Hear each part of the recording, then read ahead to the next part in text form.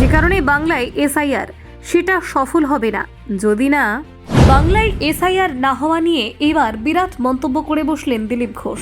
জানেন কোন বড় ফাঁক রয়েছে? কেন এমন কথা বললেন দিলীপ ঘোষ?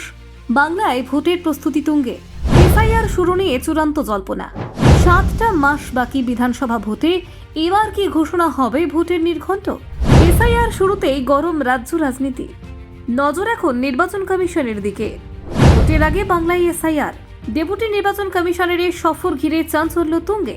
কেবলমাত্র দিল্লির নির্দেশের অপেক্ষা, কিন্তু তবুও রাজ্য বলছে আমরা প্রস্তুত। ভোটের আগে বড় সিদ্ধান্তের ইঙ্গিত দিয়ে দিলেন দিলীপ ঘোষ। বিহারের মতো বাংলাতেও কি এসআইআর শেষেই ঘোষণা হবে ভোটের তারিখ? দেখুন, আর মাত্র কয়েক মাস পরই রাজ্যে বিধানসভা নির্বাচন। ইতিমধ্যেই রাজনীতির অন্দরে শুরু হয়ে গিয়েছে ভোটের প্রস্তুতি। তারই মধ্যে বিশেষ নজর কাড়ছে ভোটার তালিকায় সংশোধনের কাজ বা এসআইআর। এই প্রক্রিয়ায় পরবর্তী ভোটের নির্ঘণ্ট ঘোষণার দিক নির্দেশ করবে বলে মনে করা হচ্ছে। ফলে এখন থেকে রাজ্য জুড়ে জল্পনা তুঙ্গে। বাংলায় কবে থেকে শুরু হচ্ছে এসআইআর? রাজ্যের মুখ্য নির্বাচনী আধিকারিক মনোজ কুমার আগরওয়াল জানিয়েছেন, রাজ্য প্রশাসন এসআইআর চালু করার জন্য সম্পূর্ণ প্রস্তুত। তবে জাতীয় নির্বাচন কমিশনের কাছে থেকে এখনো পর্যন্ত কোনো আনুষ্ঠানিক নির্দেশ আসেনি। সবকিছু এখন নির্ভর করছে দিল্লির কমিশনের সিদ্ধান্তের ওপর। এমন পরিস্থিতিতে রাজ্যে আসছেন কেন্দ্রীয় নির্বাচন কমিশনের ডেপুটি কমিশনার জ্ঞানেশ কুমার।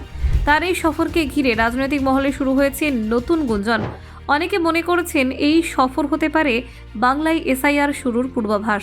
জানা গিয়েছে 8ই অক্টোবর জ্ঞানেশ কুমার রাজ্যের সব জেলা শাসকের সঙ্গে বৈঠক করবেন। সেই বৈঠকে প্রধান আলোচ্য বিষয় হতে চলেছে এসআইআর প্রস্তুতির বর্তমান অগ্রগতি ও মাঠ পর্যায়ের প্রস্তুতি। নির্বাচন কমিশনের একাধিক সূত্র জানিয়েছে, জ্ঞানেশ কুমার রাজ্যের প্রত্যেকটা জেলার অগ্রগতির রিপোর্ট খতিয়ে দেখবেন। কোথাও প্রশিক্ষণ সম্পূর্ণ হয়েছে কিনা, বুথ লেভেলের অফিসারদের নিয়োগ কতদূরে গিয়েছে, সবই জানাবেন তিনি।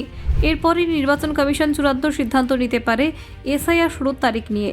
উল্লেখ্য, বিহারের সম্প্রতি এসআইআর শেষ করে চূড়ান্ত ভোটার তালিকা প্রকাশ করেছে নির্বাচন কমিশন। সেখানে দেখা যাচ্ছে প্রাথমিক তালিকায় তুলনায় প্রায় 48 লক্ষ নাম বাদ পড়েছে। অর্থাৎ সংশোধন প্রক্রিয়ায় বেশ কিছু ভোটারদের নাম বাদ গিয়েছে বা ঠিকানা পরিবর্তনের কারণে স্থানান্তর হয়েছে। এর প্রেক্ষিতে অনেক রাজনৈতিক বিশেষজ্ঞ মনে করছেন, বাংলাতেও একইভাবে এসআইআর প্রক্রিয়া সম্পন্ন করার পরই ভোটের নির্ঘণ্ট ঘোষণা করবে নির্বাচন কমিশন। বিহারের উদাহরণকে সামনে রেখে এখন বাংলার কমিশনের পদক্ষেপের দিকে নজর রয়েছে সকলের। এসআইআর নিয়ে ইতিমধ্যেই প্রতিক্রিয়া দিয়েছেন বিজেপির প্রাক্তন রাজ্য সভাপতি দিলীপ ঘোষ। তিনি দাবি করেছেন, এসআইআর প্রস্তুতি রাজ্যে অনেক আগেই শুরু হয়ে গিয়েছে। কর্মীদের প্রশিক্ষণ পর্ব সম্পন্ন হয়েছে, তবে এখনও বুথ লেভেল অফিসারদের নিয়োগে সমস্যা রয়ে গিয়েছে।